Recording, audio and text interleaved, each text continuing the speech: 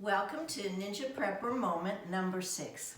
Today we thought we would give you some ideas on how to cook when the electricity and gas go out in a natural disaster. There are a lot of different ways, but we're focusing on just 3 of the most common and popular.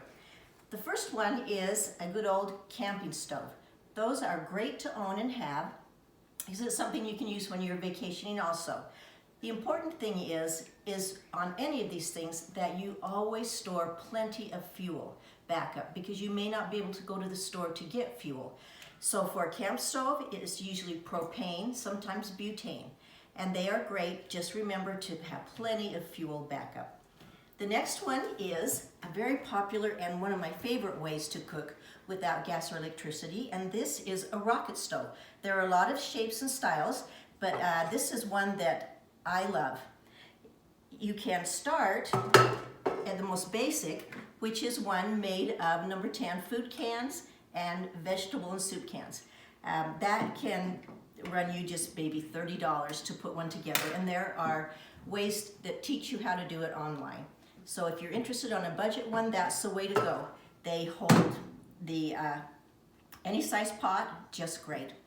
The beauty of a rocket stove is the fact that it consolidates the heat and sends it upward, and you get a very high amount of heat in a low space. So it uses half of the wood that you would usually use to cook in a regular fire, because the heat disperses out. But this consolidates it in and up. And the good thing about rocket stoves too is that they will actually boil water for you very quickly, compared to something like charcoal, which has a hard time bringing water hot enough to boil it for if you're trying to purification purposes. So for a rocket stove, to use them, you just take some paper and some wood chips and put them in, and then you light it here or in the front. And it uses very tiny pieces of wood and sticks, which is a great way to get fuel at no cost. But there again, you need to make sure you do have plenty of fuel stored. So the way I get these is when we take walks and hikes in the mountains, we just pick up sticks, and we have several tubs of them ready to go for the fuel of this. And once you have your sticks, and you just slide them in the lower part, and then when you light it, then the tips of the wood in here are burning, and it combusts everything. It combusts the smoke, and so you get no smoke and very few ashes. The only downside to a rocket stove is that you can't walk away from it for a little while. You need to stick around, because about every few minutes you just need to give your sticks a push so that there's more fresh tips in there being burned. But they can handle all sizes of pots and pans. This one could do a big frying pan. This particular model is a Silver Fire. A man out of Oregon makes it, and it's really well designed. I like it a lot. You can get it online probably for around $160.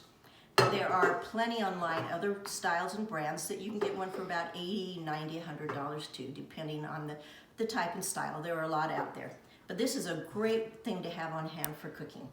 And our third one is the good old Dutch oven, which is very popular and time-honored and has been around a long time and still works great. It's a very heavy pot, which is its only downside, but it does very good even cooking. And the process for this is it uses charcoal, and you just put some on the bottom underneath, and then you place some on top. So for example, if you wanted a 375-degree cooking oven, you would put about 17 on top and about 11 charcoals underneath. And to get the charcoal started, you would just add a little bit of lighter fluid and light them, and then it just takes about 10 or 15 minutes until you see the edges turning white, and that means they're hot and ready to go. And then you would just start placing them around underneath and on the lid. And this is what the charcoal bag looks like. There's 3 times a year that is the best time to buy charcoal.